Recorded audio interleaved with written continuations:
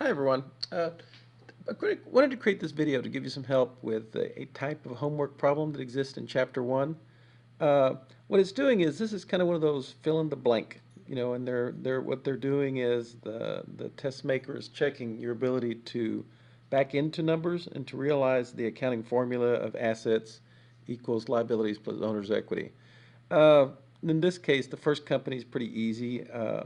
You take the 83 and the 48 and the 3, and you basically just are able to back into your number without too much trouble. So 48 and 3 is 51, minus 83 is 32.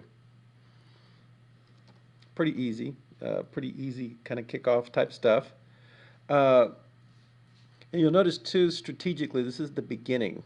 This is the beginning balance of assets, liabilities, common stock, and retained earnings.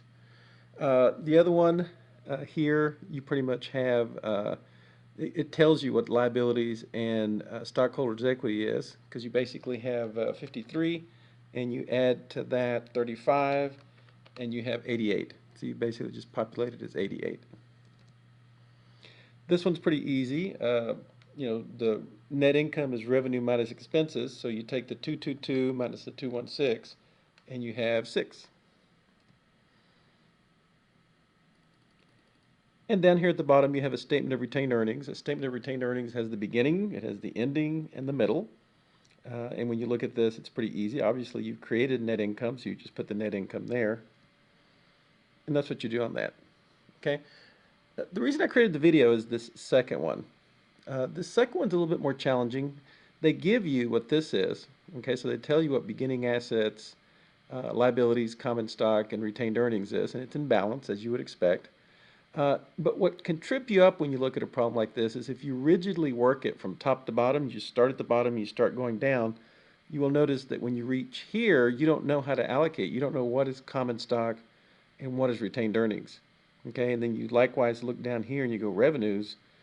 How do I calculate revenues? When you see a problem like this where you go, well, how could I logically know how much of the balance between 61 and 32, the difference, how do I know how much to allocate to each one?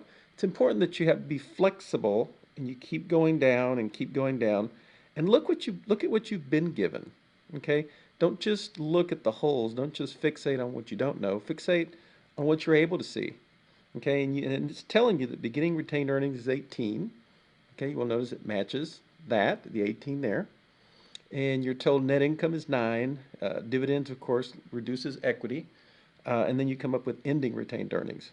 Well, ending retained earnings right here, ending retained earnings is literally what you need right here, ending retained earnings. So if you're flexible and you go down here, it's giving you what some of these answers are.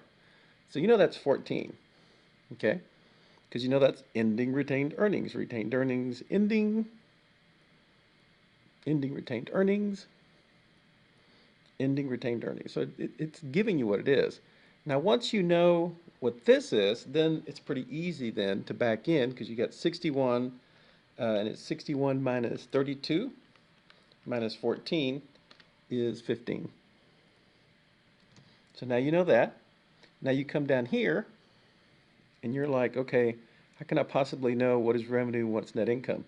You will notice you are told what net income is. It says net income. So just put net income there. And now it's fairly simple, and you just back into it. To get to 9 and subtracting expenses of 160, obviously you need 169. Okay? So don't rigidly work these from top to bottom, reach an impasse, and just kind of freak out like, oh my gosh, what do I do next? Look with your eyes and see that you're being given what a lot of these are. Okay? I hope this video helps you as you work through this, and I hope you're able to use these tactics when you're answering these questions.